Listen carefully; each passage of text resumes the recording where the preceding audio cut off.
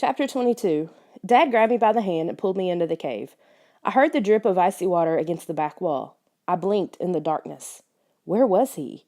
Where was the abominable snowman? I heard Dad's camera clicking away. I tried to stay close to Dad.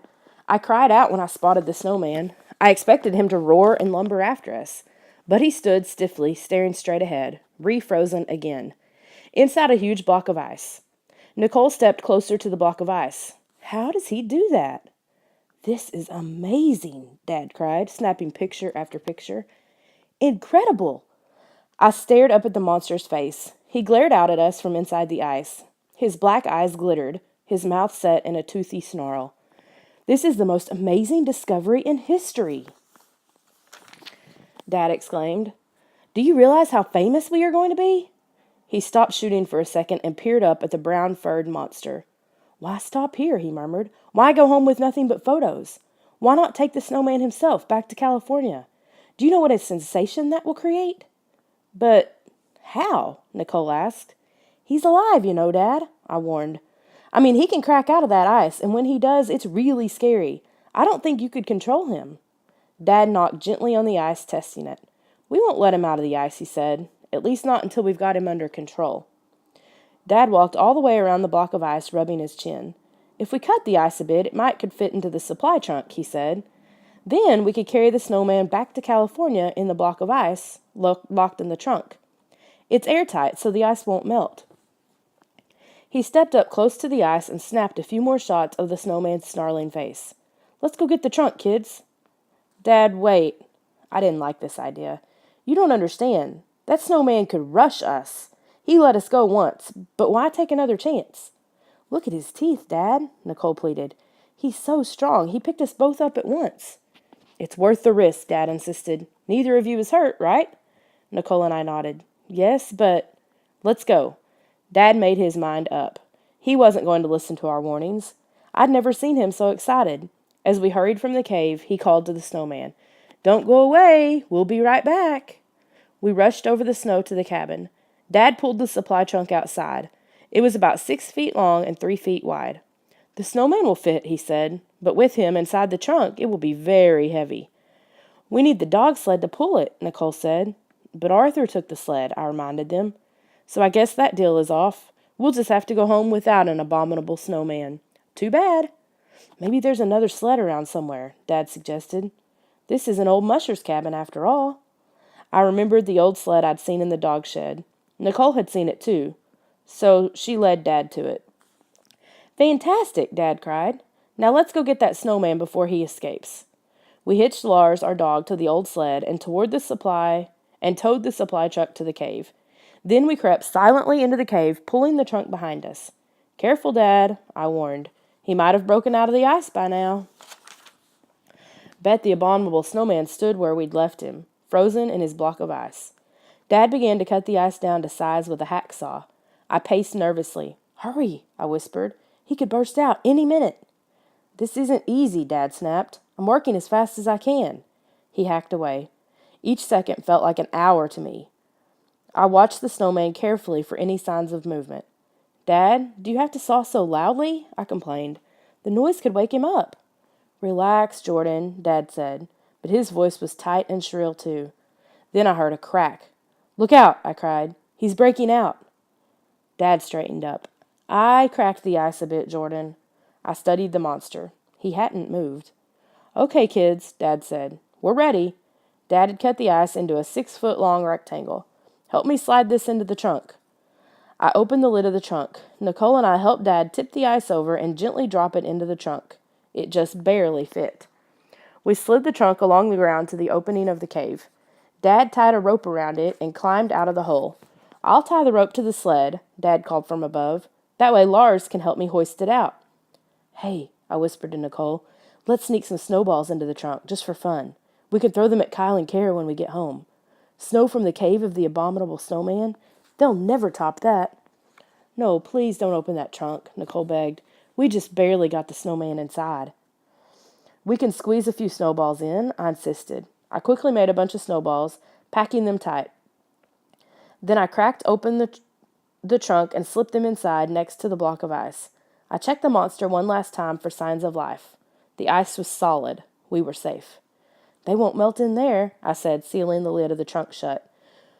We locked it with a bolt and tightened the rope around it. I felt pretty sure the snowman wouldn't be able to break out of there, even if he did crack through the ice. Ready? Dad shouted from up above. 1, 2, 3, heave! Dad and Lars tugged on the rope until the chest lifted off the ground. Nicole and I squatted beneath it to help push it up. Again, Dad yelled. Heave! We pushed as hard as we could. It's so heavy, Nicole complained. Come on, kids, Dad called. Push! We gave the trunk a shove. Dad and Lars tugged it over the lip of the cave opening. Dad collapsed in the snow. Whew, he smuttered, wiping his brow. Well, the hardest part is over. He helped Nicole and me scramble out. We all rested a few minutes. Then we dragged the trunk onto the sled. Dad secured it with the rope. Lars pulled the sled back to the cabin. Once inside, Dad hugged us both. What a day. What a great day. She turned to me. See, Jordan, nothing terrible happened. We're lucky, I said. I'm so sleepy, Nicole complained, sinking onto her sleeping bag. I glanced out the window. The sun sat high in the sky as usual, but I knew it had to be very late. Dad glanced at his watch. It's almost midnight. You two should get some sleep, he frowned. I'd hate to wake you up here in the morning with no food, though. I'm going to go radio for help. You guys can sleep when we get back to town. Can we stay in a hotel? I asked Dad. In a bed? If we can find one, he promised. He opened his pack, searching for the radio. He shuffled stuff around in his pack. Then he pulled things out one by one. A compass, an extra camera, cans of film, a pair of socks, balled up. I didn't like the look on his face. He turned the pack over and dumped everything on the floor. He sifted through it again, getting frantic. Dad, what's the matter? When he turned to me, he had a terrified expression on his face. The radio, he murmured. It's gone. Chapter 23. No, Nicole and I both shrieked. I don't believe it, Dad cried, pounding his fist against his empty pack. Arthur must have taken the radio so we wouldn't report him. I stomped around the room, frightened and furious. Our dogs, our sled, our food, Arthur had taken it all. And now the radio? Did Arthur leave us here to freeze? To starve? Calm down, Jordan, Dad said. But, Dad, Nicole interrupted. Dad shushed her. Just a second, Nicole. I've got to think of a way out of this. Dad searched the cabin. Don't panic, don't panic, don't panic, he instructed himself. But, Dad, Nicole said, tugging at his sleeve. Nicole, I snapped. We're in huge trouble. We could die out here. Dad, listen to me. You wrapped up the radio last night so it wouldn't freeze. It's in your sleeping bag. Dad's mouth dropped open. You're right, he cried. He hurried to his sleeping bag and reached inside. He dug into his sleeping bag and pulled out the radio, wrapped in a wool scarf. He switched on the radio and fiddled with the dials. Icknek, come in, Icknek. Dad asked the Icknek reporter to send us a helicopter. He tried to describe where we were. Nicole and I smiled sleepily at each other. We're going home, she said happily. Home to sunny, hot Pasadena. I'm going to kiss a palm tree, I declared. I never want to see snow again. I had no idea that our snowy adventure was just beginning. Chapter 24. Ah, I sighed. Feel that sun? Nice and hot. The radio said it's 100 degrees today, Nicole reported. I love it, I beamed. Love it. I slapped more sunscreen on my chest. Our Alaska trip all seemed unreal now that we were home in Pasadena. The cold, the snow, the wind blowing over the rolling white tundra, the snarling brown-furred abominable snowman, it all seemed like a dream. But I knew it was no dream. Dad had hidden the trunk with the abominable snowman inside the dark room in the backyard. Every time I passed it, I remembered the trip, remembered the creature lying frozen in there, and shivered. In our swimsuits, Nicole and I caught some rays in the backyard. Good old sunny Pasadena, where it never, never snowed. Thank goodness. Lauren came over to hear about our trip. I wanted to tell her the whole story, but Dad told us to keep quiet about it, at least until the snowman was safely settled somewhere. I don't believe you two, Lauren snorted. A week ago you wouldn't shut up about snow. Now you're letting the sun burn you to a crisp. Well, we did the cold thing, and now we're doing the hot thing, I told her. Anyway, I've seen enough snow to last me the rest of my life. Tell me about the trip, Lauren insisted. Tell me everything. It's a big secret, Nicole told her. She and I exchanged glances. Secret? What kind of secret? Lauren demanded. Before we could reply, Dad emerged from the darkroom. He squinted in the sunlight. He wore a down jacket, a ski cap, and gloves. He had turned the air conditioning way up in the darkroom and covered the trunk with ice packs to keep the snowman cold. "I'm going into the city now," he announced, removing his coat. Dad had a meeting with some scientists and wildlife experts in Los Angeles. He wanted to turn the abominable snowman over to the right people. He wanted to be sure the snowman would be treated well. "Are you kids going to be all right while I'm gone?" he asked. "Of course," Nicole replied. "We survived the Alaskan tundra. I think we can live through one afternoon on our own backyard." "My mom is home," Lauren said. "She'll be around if we need anything." "Good," Dad nodded. "Okay, I'm off. But remember, Jordan and Nicole, are you listening? Don't touch the supply trunk. Stay away from it. Understood?" "Gotcha, Dad," I promised. "All right, I'll bring a pizza home for dinner." "Good luck, Dad," Nicole called. I watched him jump into the car and drive off. "So what's the big secret?" Lauren asked as soon as Dad was gone. "What's in the supply trunk?" Nicole and I glanced at each other. "Come on, spill," Lauren urged. "I won't leave you alone until you tell me." I couldn't resist. I had to tell someone. "We found him. We found him and we brought him back." "Found who?" "The snowman," Nicole exclaimed. "The abominable snowman." Lauren rolled her eyes. "For sure. And did you find the tooth fairy up there too?" "Yes, we did," I joked. "He's lying in the dark room right now," Nicole told Lauren. Lauren's face twisted in confusion. "Who? The tooth fairy?" "No, the abominable snowman. A real one," I said, "trapped in a block of ice." "Along with 4 or 5 snowballs," I thought to myself. Snowballs I could throw at Lauren, for a nice little surprise. "Prove it," Lauren challenged us. "You're making it all up. You think you're really funny." Nicole and I exchanged glances. I knew what she was thinking. Dad had just told us to stay away from the trunk. "You two are as bad as the Miller twins," Lauren complained. That did it. "Come on," I said. "We'll show you."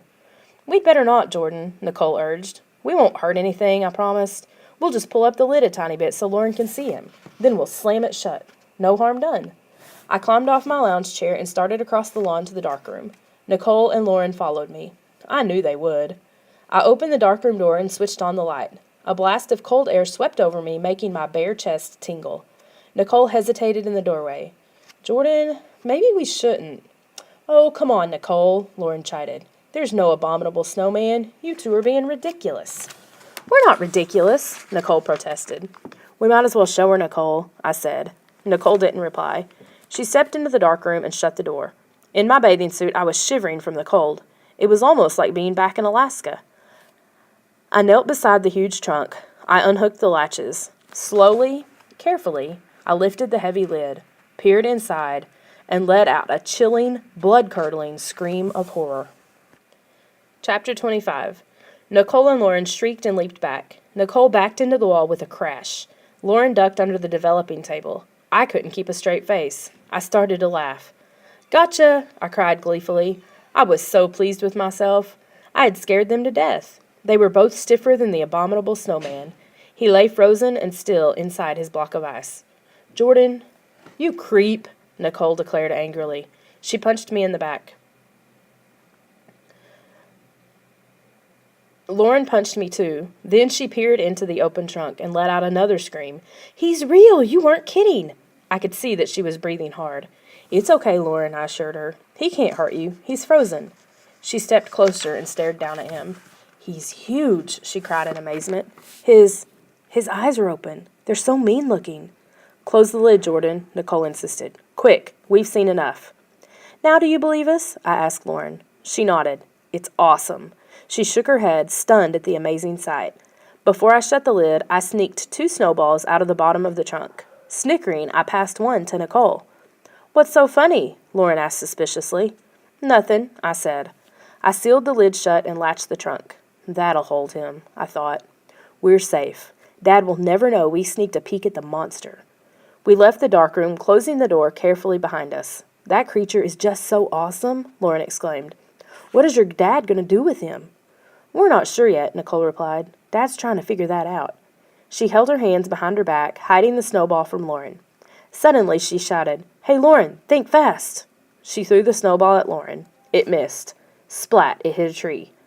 "Nice shot, Ace," I said sarcastically, but then I gaped at the tree in shock.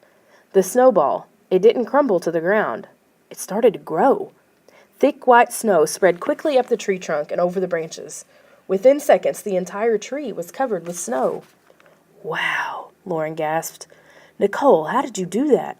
Nicole and I stared open-mouthed at the snow-covered tree. I was so stunned. The snowball fell out of my hand. I jumped back as it hit the ground and spread. Oh, wow, I shrieked. I watched snow spread over the lawn like a white blanket. It spread under our bare feet, over the driveway, out to the street. Oh, it's cold, Nicole wailed, hopping from foot to foot. This is too weird, I cried. It's 100 degrees out, and the snow isn't melting. It's spreading and growing deeper. I turned to see Lauren hopping and dancing, whirling around wildly. Snow, snow, she sang. It's wonderful, snow in Pasadena. Jordan, Nicole said quietly, this isn't right. We should have left this snow in the cave. It isn't normal snow. Of course, she was right. Any cave where an abominable snowman lives has got to be a weird place. But how could we have guessed? Let's build a snowman, Lauren cried gleefully. No, Nicole warned. Don't touch it. Don't do anything, Lauren, not until we figured this out. I don't think Lauren heard my sister. She was too excited.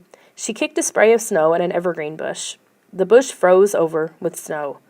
What are we going to do? I asked Nicole. What's going to happen when Dad comes home? He'll kill us. Nicole shrugged. Beats me. But, you're supposed to be the brain, I sputtered. This is so cool, Lauren squealed. Snow in Pasadena? She picked up a chunk of snow and started balling it up between her hands. Snowball fight, she shouted. Stop it, Lauren, I cried. We're in big trouble here, don't you understand? Lauren fired the snowball at Nicole. Instantly, thick white snow spread all over Nicole's body, covering her until she looked like a snowman. Nicole, I cried, running over to the snowy ground to her. Nicole, are you okay? I grabbed her arm, stiff as an icicle. She was frozen solid. Nicole? I stared into her snow-covered eyes. Can you hear me, Nicole? Can you breathe in there, Nicole? Nicole?